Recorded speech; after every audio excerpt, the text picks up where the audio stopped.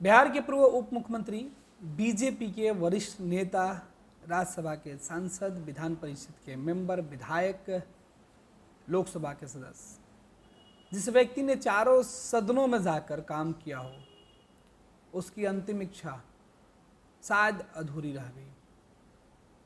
दो अंतिम इच्छा की हम बात करेंगे। एक तो सुशील कुमार मोदी ने समाज के लिए खुद को निछावर करने का फैसला लिया था। उन्होंने यह तय किया था कि वो अपना अंगदान करेंगे। मृत्यु के बाद वो अंगदान करने वाले ऐसे नेता बनते, या उन्होंने अपने जीवन काल में इस बात के फैसले ले लिए थे और इस बात के फैसले पर परिवार की सहमति भी हो गई थी।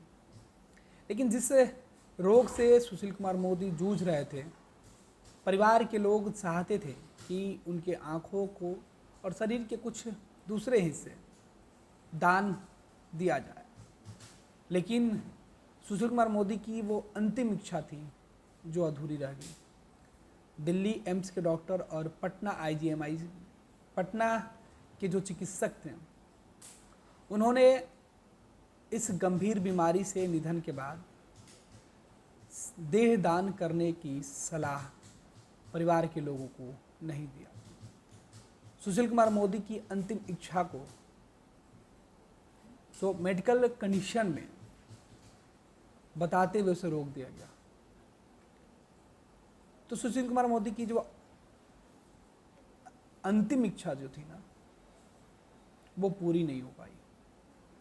लेकिन एक और इच्छा थी। राजनीतिक तौर पर सुशील कुमार मोदी जिस सियासत की शुरुआत जिन्होंने अपने हर जीवन में जन्म के बाद से, जब वो युवा काल में आए और जब उन्होंने समाज के लिए कुछ करने की ललक उनके मन में आई, जब उन्होंने ठाना कि उन्हें देश में एक पहचान बनानी है, बिहार में तस्वीर और तकदीर बदलनी है, 90 से लेकर आज तक सुशील कुमार मोदी ने जितने भी काम किए उनमें वो सफल रहे।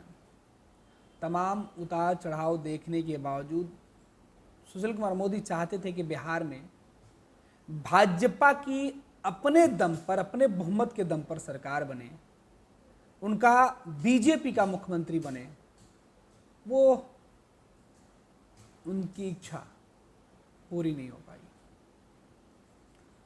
सुशील कुमार मोदी के साथ ही बीजेपी का मुख्यमंत्री बनने वाला सपना जो था सुशील कुमार मोदी का, उनके निधन के साथ खत्म हो गया।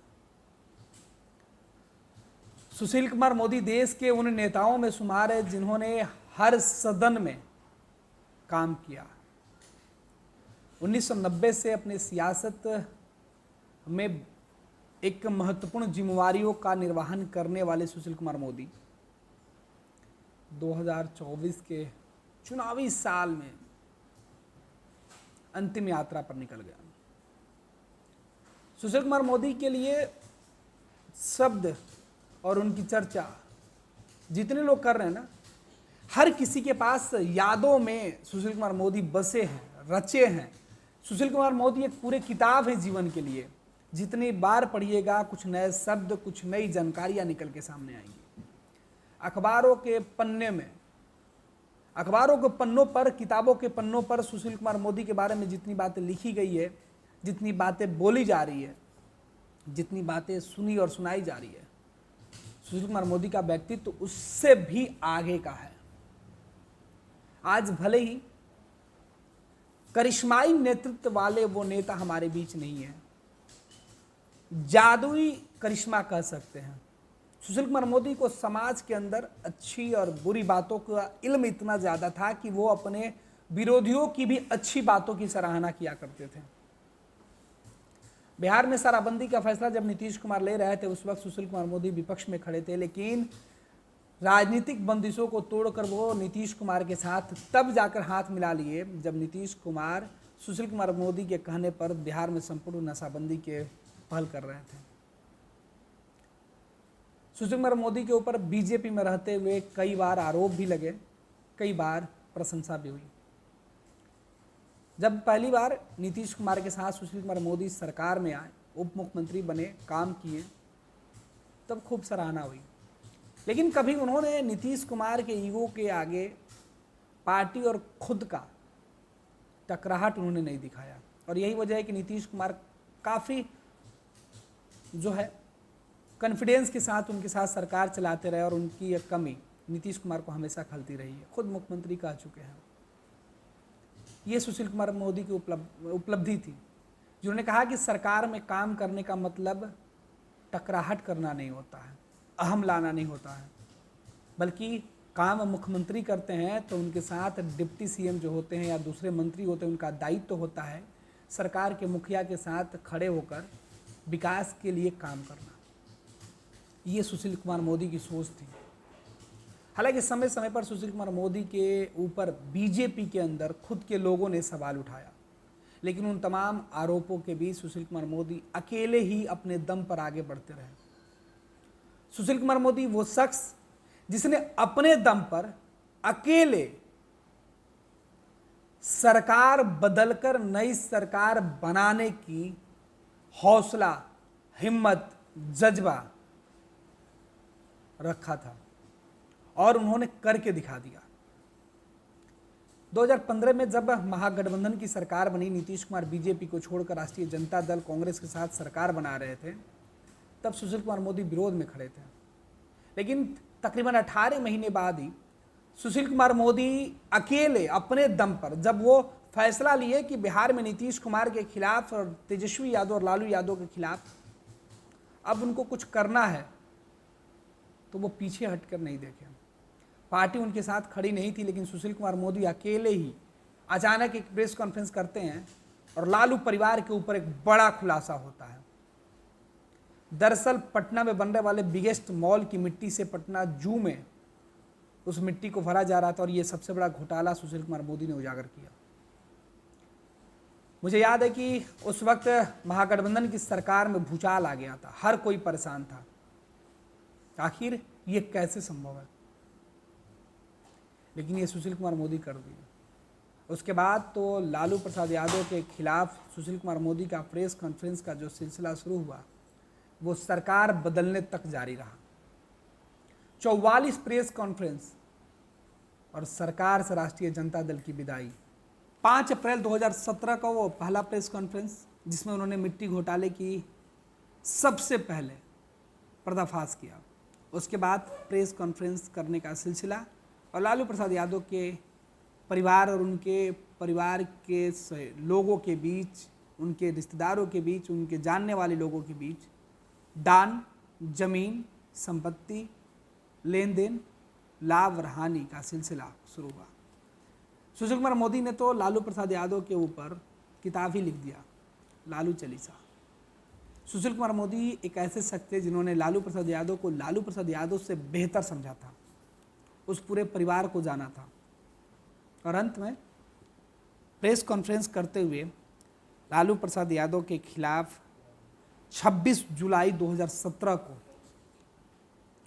सुशील कुमार मोदी के प्रेस कॉन्फ्रेंस और दस्तावेज सामने रखने के बाद नीतीश कुमार को अपनी गलती और अपनी भूल का एहसास हुआ और उन्होंने राष्ट्रीय जनता दल से रिश्ता तोड़ लिया और नई सरकार बन गई। इस बीच सुशील कुमार मोदी इस सरकार के मुखिया के तौर पर सामने आए थे और सुशील कुमार मोदी ने पूरे बीजेपी को अपने पीछे खड़ा करके खोई हुई सत्ता को वापस पा लिया था। वो वन मैन आर्मी का काम उन्होंने किया था। ये सुशील कुमार मोदी थे। सुशील कुमार मोदी के लिए जितने बातें कही जाए वो कम है, लेकिन बात उनके अधूरे सपनों की हम कर रहे थे। बिहार के पूर्व उप मुख्यमंत्री, बिहार बीजेपी के वरिष्ठ नेता और बिहार बीजेपी को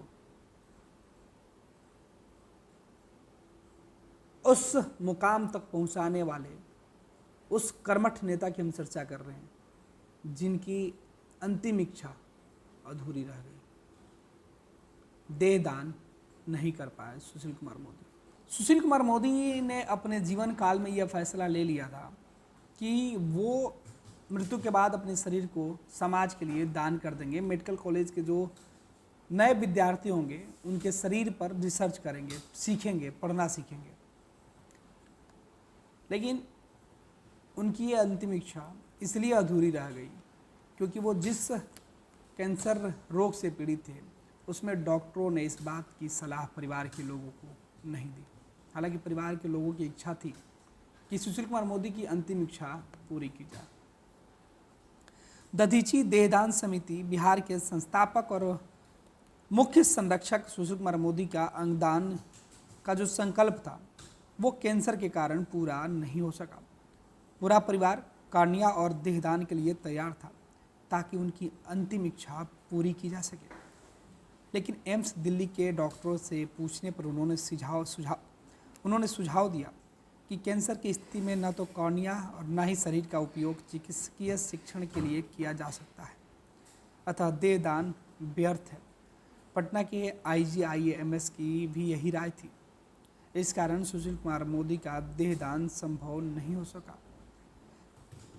इस बीच दधीची देहदान समिति के जो महामंत्री हैं बिमल जैन ने कहा कि परिवार के चाहने के बावजूद भी देहदान नहीं होने का अफसोस रहेगा। फिर भी उन्होंने कहा कि बिहार के लोगों से वो अपील करते हैं कि सुशील कुमार मोदी को सच्ची श्रद्धांजलि होगी कि वो नेत्रदान और अंगदान का विकल्प चुने। ये सुशील कुमार मोदी के लिए सच्ची श्रद्धांजलि होगी। तो एक नेता जिसने पूरे जीवन अपराध, भ्रष्टाचार, समाज में बुराइयों से लड़ना सीखा, लोगों को सिखाया और आजीवन उन्होंने प्रण किया था कि जब भी वो रहेंगे तो जिस पार्टी, जिस संस्था के साथ जुड़े रहेंगे, जिसे उन्होंने अंत तक निभाया। बस पूरी नहीं हो पाई तो उनकी वो अंतिम इच्छा जो वो चाहते थे, जो अब अधूरी रह गई। ऐसे थे सुशील कुमार मोदी। जितनी बातें, जितनी यादें, हर वक्त कुछ नई स्मरण, हर वक्त सुशील कुमार मोदी को लेकर कुछ नई बातें समझ में आती है। 26 वर्षों में 17,000 से अधिक डॉक्टर बना चुका बिहार एवं झारखंड के छात्रों एवं अभिभावकों के बीच सर्वाधिक विश्वसनीय एवं लोकप्रिय संस्थान गोल, नेशंस लीडिंग इंस्टीट्यूट। हमारा विश्वास गोल के साथ।